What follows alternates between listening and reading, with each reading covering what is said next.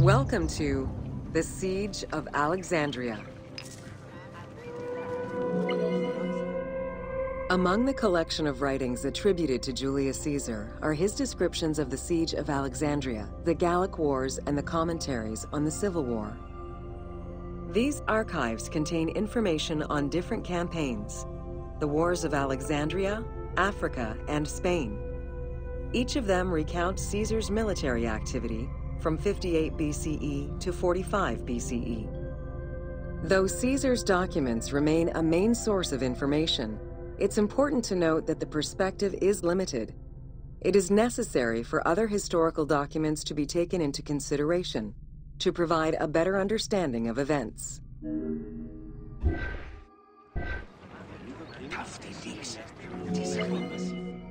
The Siege of Alexandria closely relays the events of the Civil War that led up to the event and describes how Caesar was besieged in the palace of the Ptolemies. Other ancient authors have left equally valuable and sometimes contradictory information.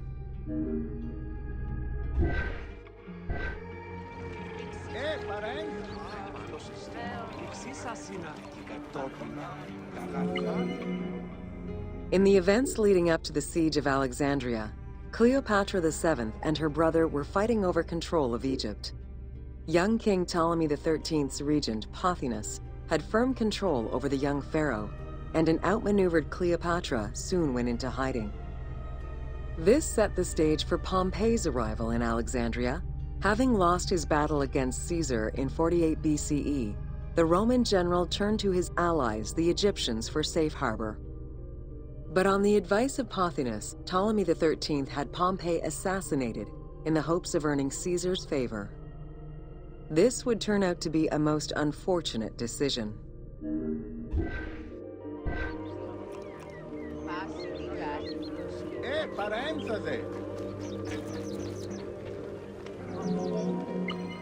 Upon his arrival in Alexandria, Caesar was presented with Pompey's head.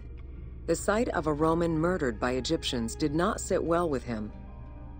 Caesar made his displeasure clear, ordering the return of Cleopatra, and for the siblings to resolve their differences and resume their co-rule of Egypt, as per the will of their father. Neither Pothinus nor Ptolemy XIII wished to accede to this demand.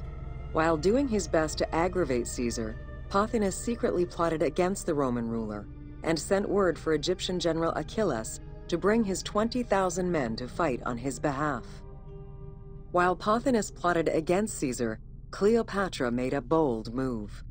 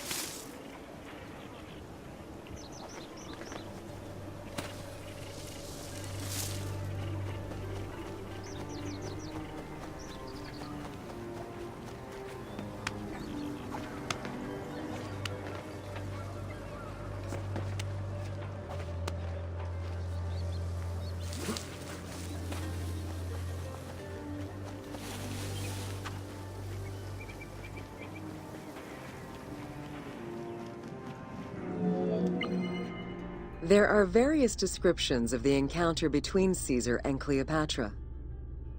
One report states that she snuck into the palace alone at night. Another account claims she was accompanied by an ally and was brought inside the palace wrapped in a carpet bag. Though exactly what happened at this fateful meeting is up for debate, what is known is that Cleopatra met with Caesar and earned his approval. Pothinus and Ptolemy XIII were most vexed with this turn of events.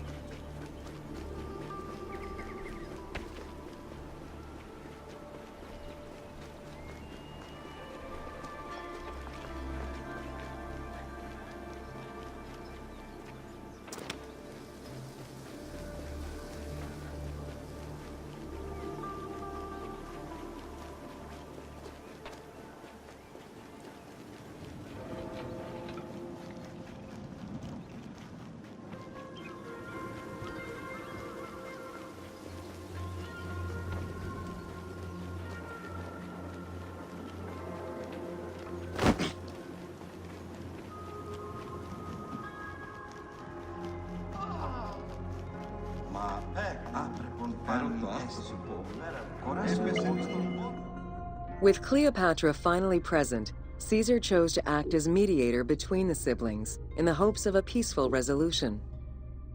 It did not take long for things to sour. During a banquet given to celebrate the reconciliation, there was an assassination attempt on Caesar.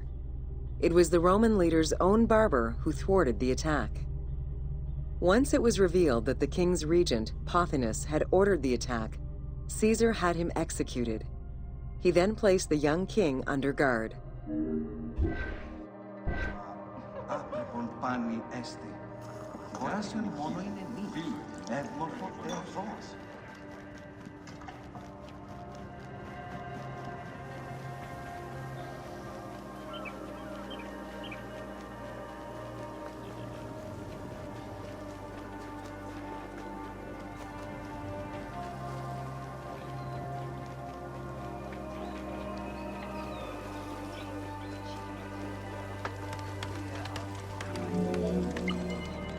Caught within the palace with roughly 4,000 troops, and with the knowledge that the arrival of enemy forces was imminent, Caesar sent for help from Syria, Rhodes, and Cilicia. He ordered his men to dig a ditch around the palace and build a wall leading to the harbor. This would ensure Caesar's access to the sea. When Egyptian General Achillas arrived in the city with 20,000 men, the battle for Alexandria began.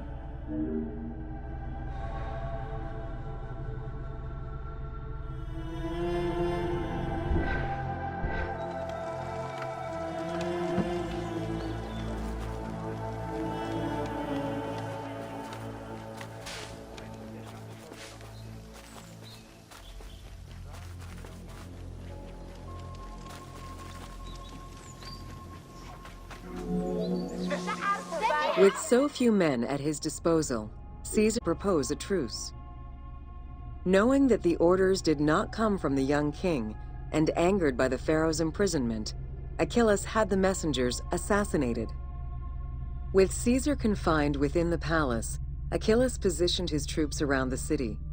Skirmishes broke out throughout the streets of Alexandria and went on for several days and nights. Though they were outnumbered, Caesar's men were able to hold the enemy back. This prompted Achillas's next move: capture the Roman fleet stationed in the harbor.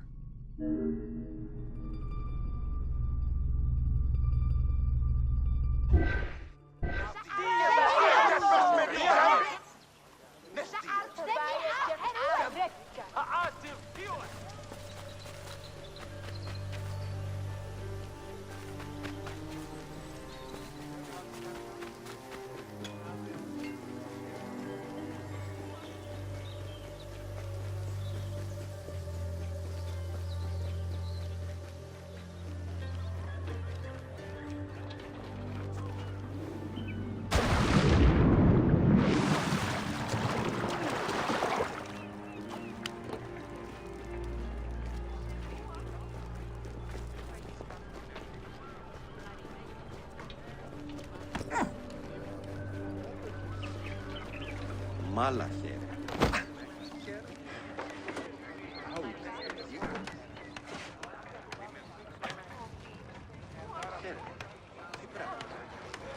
Χαίρον τον σύμφλερ, κύριε του Ιχτυπούκου.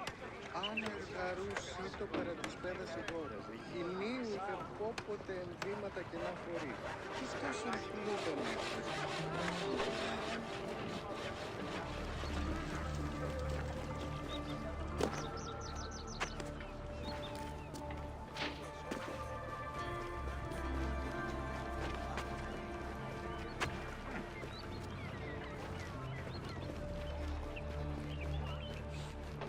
Εφαιμονή σωτάν. Λαμπρός.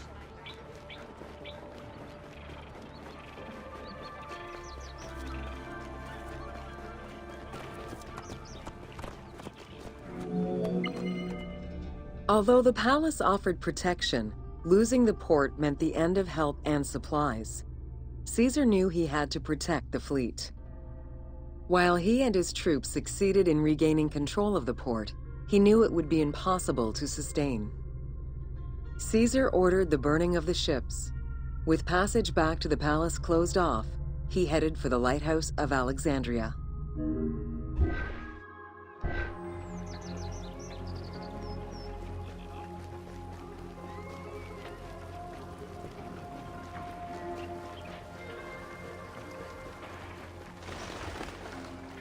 And his men eventually reached Pharos Island. There, they took refuge within the lighthouse. With easy access to the open sea, Caesar was able to send messages to his allies requesting reinforcements and more supplies. The island fort also allowed him to control access to the harbor by relying on the chains used by the Egyptians to control ship traffic to and from Alexandria's docks.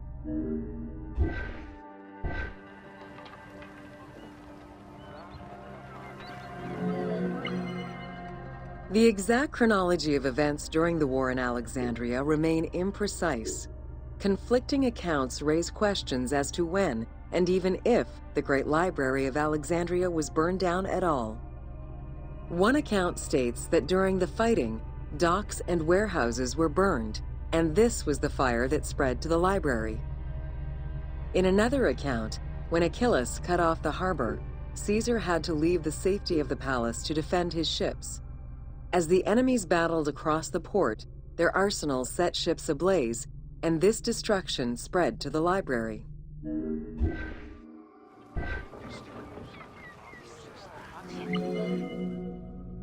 In either case, the Great Library was not completely destroyed.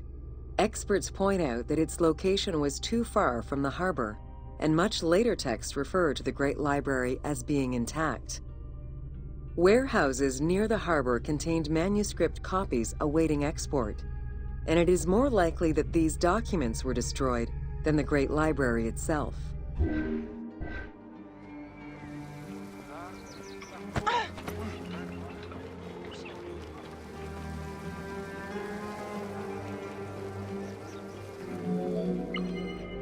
The destruction of the Great Library may have been due to a number of fires over the ages.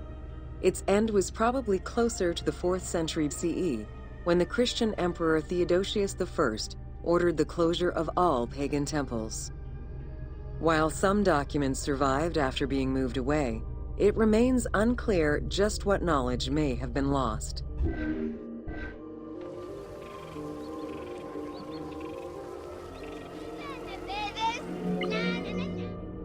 Where there are accounts of Achillas being in control of the battle against Caesar, it appears that instead Cleopatra's sister, siding with her brother, had him killed and put her ally Ganymedes in his place. Ganymedes proved a valuable tactician for the Egyptian side. It was his idea to cut Caesar's access to the harbor, thus trapping Caesar at the palace.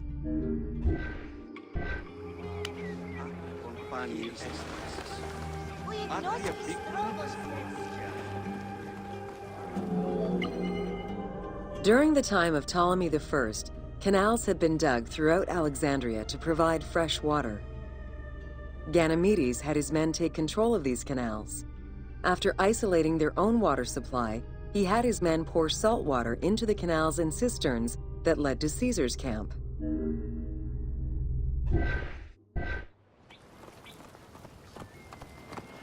Ο Γαλλός έβγε!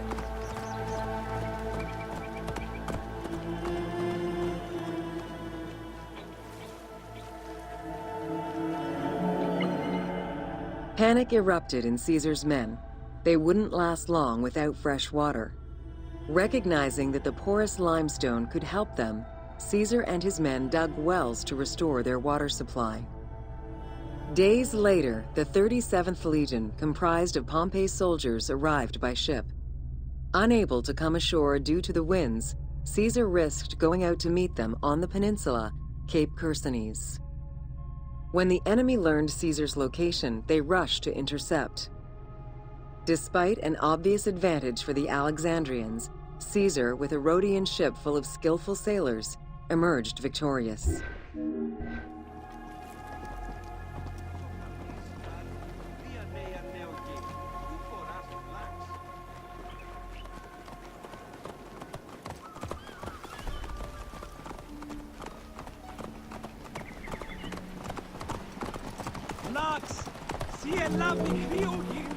With help from the Allied ships, Caesar's victory enabled him to push the Egyptians back and secure the lighthouse. Gaining control of Pharos Island sent the Alexandrians into the sea and swimming back to the city. However, Caesar's fortification of the island didn't last long. The enemy regrouped and were set to storm the island. Panic-stricken, in spite of Caesar's encouragement, many of his men then fled their posts, either by ship or jumping into the sea.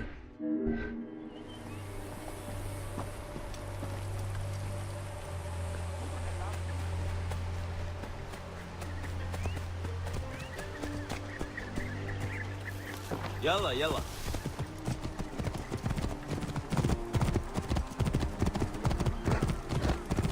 Harless.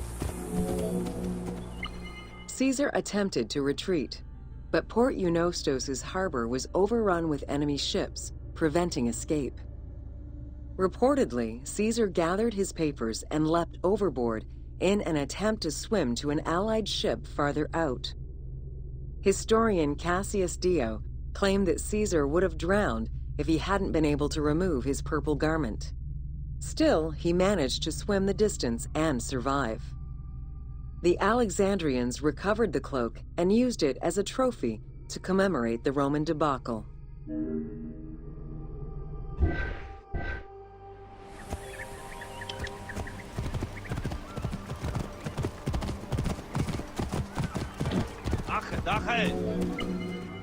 Unhappy with Ganymedes and wanting their king restored, the Alexandrians approached Caesar with a compromise.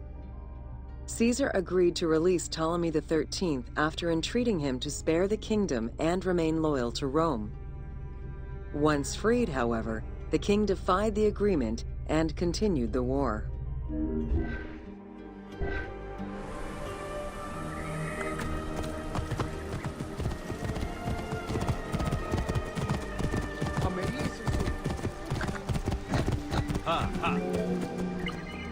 By this time, a faithful ally of Caesar's, Mithridates, arrived in Egypt, clashing with Ptolemy's troops at Pelusium. Outnumbering the enemy, Mithridates secured the region between Pelusium and Alexandria. Ptolemy, warned of Caesar's ally marching on Alexandria, sent his troops to prevent passage over the river.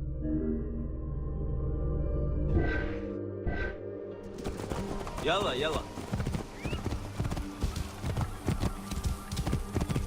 Harless. Yeah! Mithridates warned Caesar in time, and the two groups confronted the armies of Ptolemy in the Delta. In the Battle of the Nile, the Romans gained the upper hand, sending the Egyptians fleeing. In the tumult and panic, King Ptolemy XIII drowned in the Nile.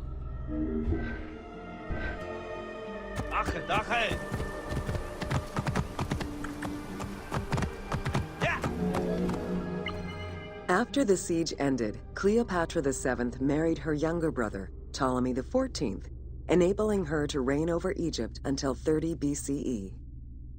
Under her rule, Alexandria settled into its position within the Roman Empire and eventually surpassed Athens as one of the most important cities in the Roman Empire. Julius Caesar remained in Egypt for a short time. He and Cleopatra would later have a son named Caesarion.